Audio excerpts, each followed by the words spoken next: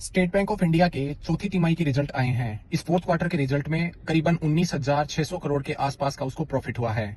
अब आपको समझना क्या है कि बैंक्स की हालत जो पिछले 7-8 साल में सुधरी है, उसमें कौन कौन से प्रभाव इंपॉर्टेंट थे।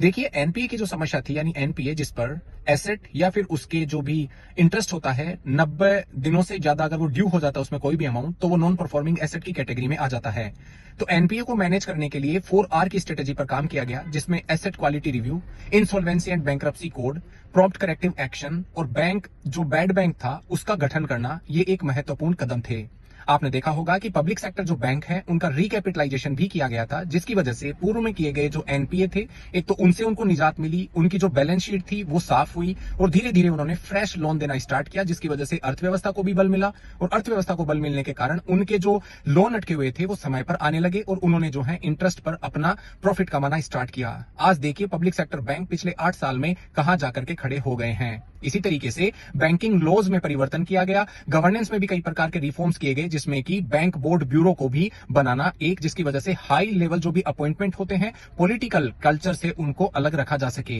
इसके बाद में हमने अगर डिजिटल देखें तो डिजिटल में भी हमने जैम ट्रिनिटी के माध्यम से, डिजिटल सेवाओं के माध्यम से, यूपीआई का विस्तार करके कई सारी स्टार्टअप्स या फिर प्राइम मिनिस्टर मुद्रा लोन स्कीम इत्यादि के माध्यम से भी जो क्रेडिट का पेनिट्रेशन होना था उसको बढ़ाया। गवर्नमेंट की जो इंक्लूसिव ग्रोथ के ऊपर जो एक या फिर फाइनेंशियल लिटरेसी के ऊपर सरकार की जो अप्रोच रही है उसमें भी जो है काफी मदद करी। तो ये वो परिणाम हैं जिनकी वजह से आज एसबीआई जैसे पब्लिक सेक्टर बैंक्स बहुत ही हाई प्रॉफिट पर बैठे हैं और भारत की इकोनॉमी की रफ्तार को काफी मजबूती प्रोवाइड कर रहे हैं।